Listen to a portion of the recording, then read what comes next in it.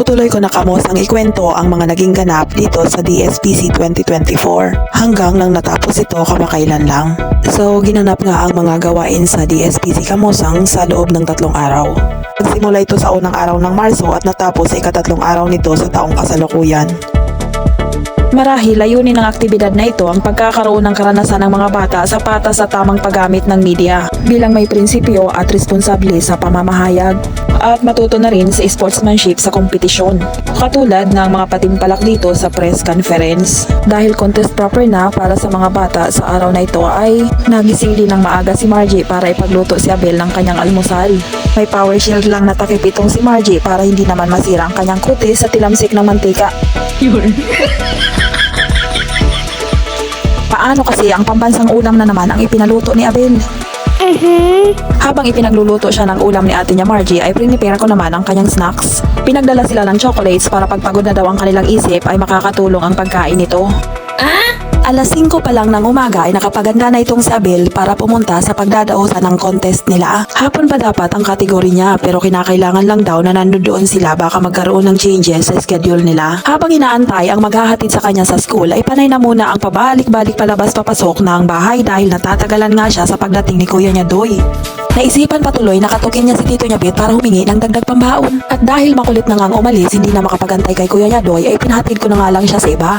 So natapos ang araw ng contest na wala akong gaanong idea sa mga naging kaganapan hanggang sa natapos nga kinabukasan at awarding na daw nila.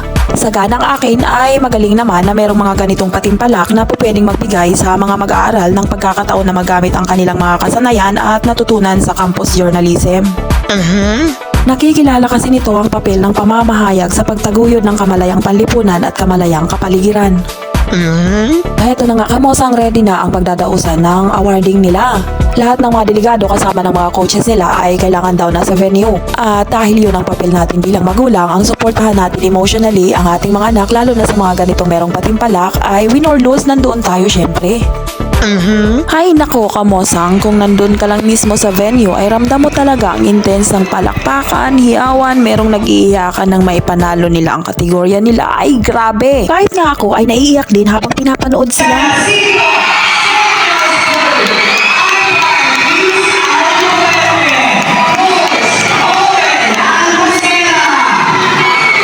Bago pa man, ganito lang nagsimula ang pagtatapos ng DSPC 2024 at ang awarding nito syempre. Dito lang po ito kamosang ginanap sa sports complex ng Aroroy National High School. School paper advisors, to the parents, magandang umaga po sa lahat ng nandito. Good morning. Ready na ba kayo?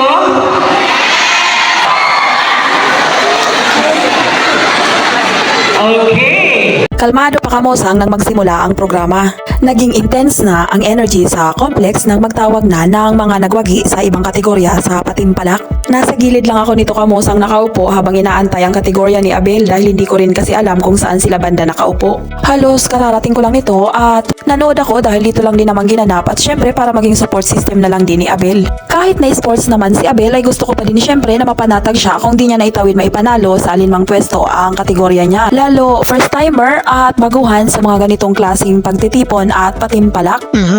At habang ako ay nanonood, naisip ko lang kung gaano ang naging sakripisyo ng mga coach ng mga batang ito dahil para na din contest ito sa kapwa nila guro. Mas na-appreciate ko pa talaga ng husto ang papel na ginagampanan ng bawat guro sa paghubog ng dekalidad na kasanayan ng ating mga anak. Maliban dyan ay ang special band na nabubuo syempre habang ini-aim nila pareho ang panalo. So I will take this opportunity na magpasalamat sa lahat ng mga guro at sa mga naging coach ng mga batang ito, lalo na syempre sa coach ni Abel. Kay Teacher Charm lalong-lalo na at kay Teacher Charina, Teacher Rodette at Teacher Mispa, ang aking pagsaludo at pasasalamat sa inyong malaking ambag sa napakabago at hindi makakalimutang karanasan sa buhay ng aking anak. Walang hanggang pasasalamat ang tangi kong maibibigay at masasabi na lamang bawat isa sa inyo. At tunghayan po natin kamosang ang mga limitadong video na nakuha ko sa masasayang ganap sa buhay ng mga batang ito. Pagsulong ng lahat. Bian H. Nabaho. Coach Charina Lee.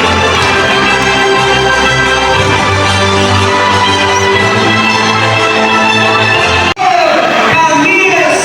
Magallanes. Coach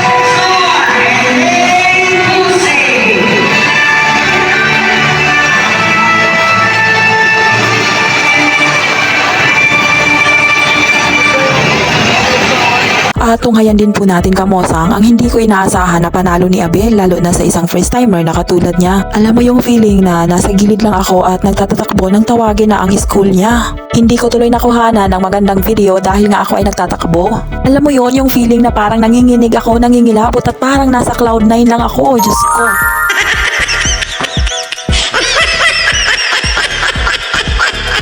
Yung ika-5 o ika-4 na pwesto ay pwede pa na aasahan ko siguro noon. Consolation na lang kumbaga dahil first timer naman siya. At nang hindi nga matawag ang pangalan niya sa mga possible na pwesto na nandoon siya ay naupo na lamang ako dun sa gilid. Saka naisip ko na puntahan siya kung saan nakaupo at sabihan na better luck na lang next time naman. Alam mo yon yung saktong hahanapin ko na siya ay saka naman tinawag ang school niya.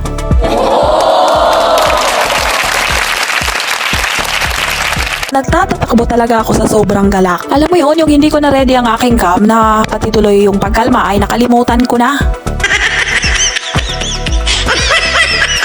So heto na nga kamosang nang masungkit ni Abel ang unang pwesto sa editorial writing sa English sa katatapos lamang na DSPC 2024. Potenciano A. Abejero Elementary School.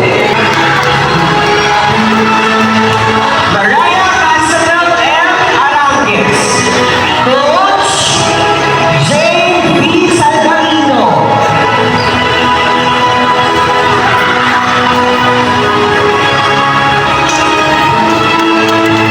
Fourth place, Editorial Writing Elementary Level. From Milagros West Central School, John Paul L. Valenzuela, Coach Belinda G. Arsenal.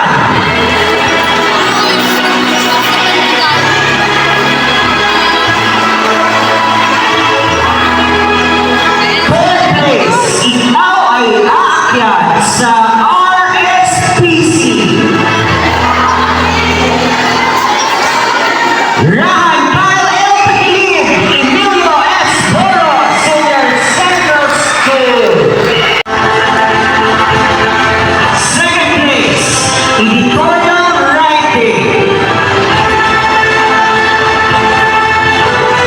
Sa inyo ulit ang ikalawang pwesto, Dimasalan Central School, Jamarla Nicole A. Rimota, Coach Ryan G. Reyedor.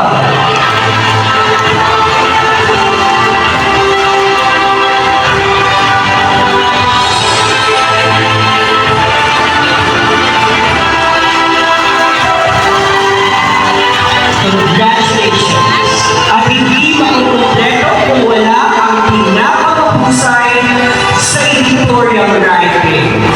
First place!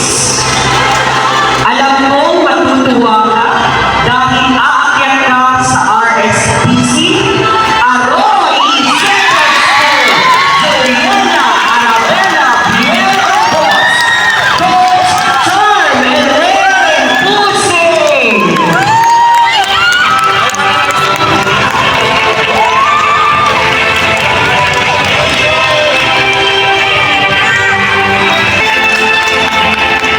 Hindi makukumpleto kung wala ang pinakamahusay sa editorial writing. First place! Alam mong matutuwa ka dahil aakyat ka sa RSPC, Aroy Central School, Juliana Arabella Piero Boss, Coach Charm and Rain Pusing.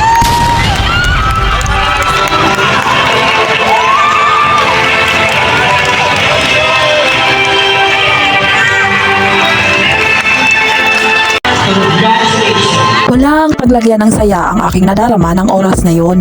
Alam mo yon yung pakiramdam na bago lang sa aking sistema? Simula bata pa ay mahilig na talaga itong sumali si Abel sa mga paligsahan sa school pero madalas ay talo. May mga araw noon na pagka sinusundo ko siya ay may kailangan daw pala akong bilhin sa kanyang mga gamit dahil sumali na naman siya sa slogan o hindi kaya poster making contest. Adela lang talaga ito, hindi mahiyain. Kahit laging talo ay walang kadala-dala. Alam nyo kamosang, dinidiscourage ko din itong si Abel minsan na huwag nang sali ng sali. Kako, ang ibang kaeskwela niya ay nakauwi na ng bahay, nagti-TV na o hindi kaya nakapaglaro na. Samantala siya may meeting pa o hindi kaya training. Ako naman ay hindi pa makaalis-alis hanggat hindi ko pa siya nasusundo at may patid sa bahay. Pero kahit na ano ang discourage ko ay nandun pa rin yung sinusuportahan ko kung ano ang gusto niya. Parang maniniwala na nga lang ako sa kasabihan na quitter never wins. Dahil mismong napatunayan ni Abel na ang umaayaw ay kailanman ay hindi magwawagi.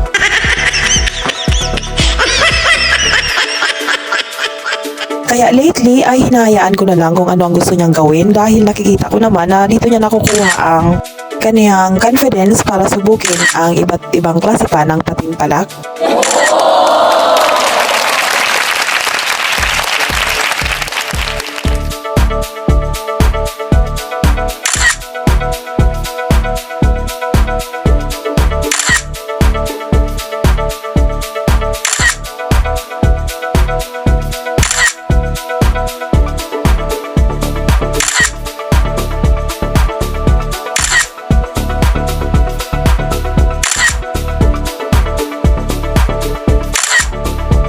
Akalain mo yun, pagkatapos niyang manalo ay nagkautang kami sa kanya. What? Oo, kamosang bigla kaming nagkautang at mukhang kasama pa ang buong pamilya. Nasingil niya tuloy kami ng premyo niya daw nang wala sa oras. Hindi naman pang malakasan ang kanyang sinisingil kaya okay lang din naman dahil mukhang deserve niya naman. Ang importante ay laging ramdam niya ang aming suporta.